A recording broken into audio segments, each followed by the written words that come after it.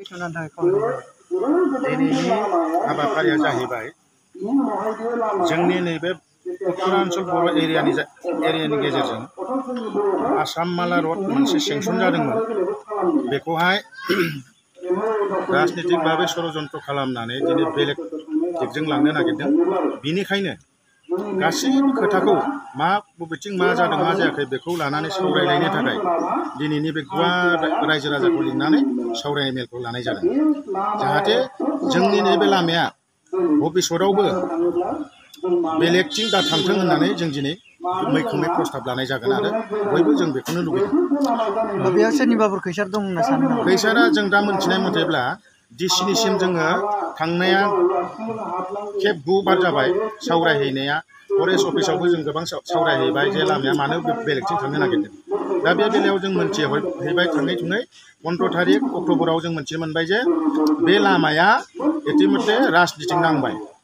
जाय बिथांमोना दिनैनि बे सरकारखौ सालायदों राजनितिक भाबै बिथांमोना गोहोआव थानायलाय बिथांमोनानो बे लामाखौ बे एखे नामनि लामाखौनो गुबुनथिं हरनो नागिरनो जोंनो मोनथिहोदों सरकारि बिफाना कर्मचारिफ्रा। बेनिखायनो जों मैखोमै दिनै प्रटेस्ट खालामदों जे जाहाथे बे लामाया जेथिंबो थांनो मोना आरो बे लामाया बेजोंनो जानांगौ। जुदि जायाब्ला जोङो सा ओनसोलनि बर'फ्रा बिनि बिरुद्धै गोख्रोङै सोमावसारगोन। बे लामाया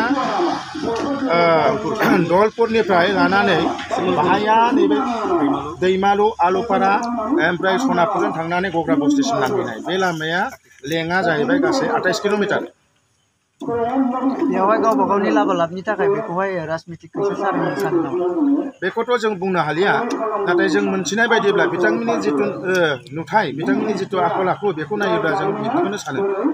रायजो राजाखौ मा खावलायनो सानगोन? रायजो राजाफ्रा गोबां बेले बेजे साननायाव दङ जे गोबां दैदेनगिरि बिथांमोना कमिटि दाजानाय बिथांमोना थाखा जानानै बा लामाखौ बारहोबाय माबाय होननानै बेखौ खोनानो मोनदों। बिथिङाव मा बुंगोन?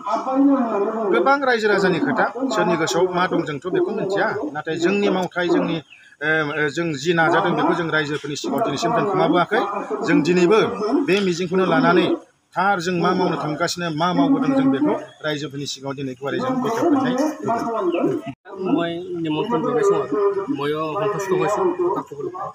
তাৰমানে আমি শুনিছোঁ দলপুৰৰ পৰা শিমলগুৰি আলুপাৰা দৈমালু চেণ্টাৰ আৰু দিগম্বৰী চাৰিআলি আলাৰীপুৰ গাঁও থুৰিবাৰী আৰু হাইজেংবাৰী সোণাপুৰ হৈ পেলাই ঘগৰা বস্তি নলবাৰী এইটো আমি শুনি পাই আছিলোঁ ৰাস্তাটো হ'ব বুলি। আৰু শুনিছোঁ আৰু কেইবাটা জুখিছে জোখাৰ বিষয়ে মানে এতিয়া শুনি পালোঁ যে মানে ৰাস্তাটো মানে সিফালে নহয়।